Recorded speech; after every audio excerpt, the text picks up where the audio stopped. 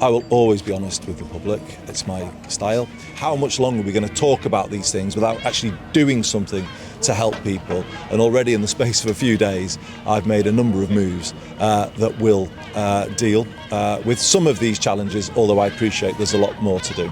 So obviously there's a need to bring in change to give the government that new direction that I've called for. That's just a reality of politics. Minister, you are bringing back Boris Johnson's policy of a £2 cap on bus fares. Is that really going to make a difference to people struggling with their finances? It was actually my policy originally as Mayor of Greater Manchester, but I worked with Boris to take it national. And it was hugely popular because it's simple, but it saves people money every day.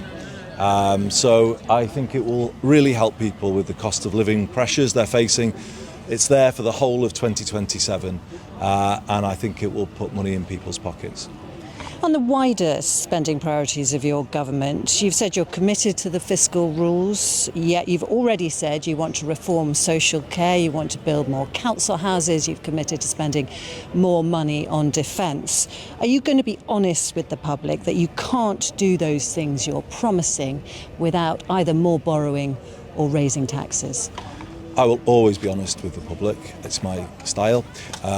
This week, the three policies I've announced, ending rough sleeping, the bus cap we're announcing today, and the removal of VAT off electricity bills are all fully funded.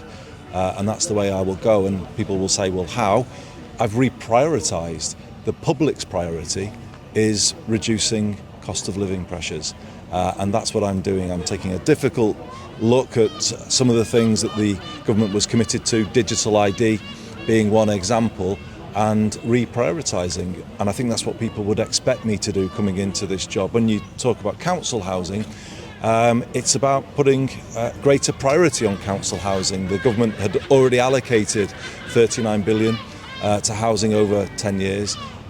My instruction on coming into this job is to spend a greater proportion of that funding on new council housing, because that gives the biggest return on investment than anything else. But it is going to mean tax rises come the budget, isn't it? No, we'll take decisions on tax at the budget.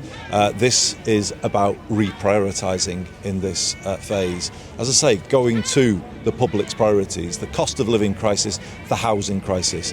How much longer are we going to talk about these things without actually doing something to help people? And already in the space of a few days, I've made a number of moves that will deal with some of these challenges, although I appreciate there's a lot more to do.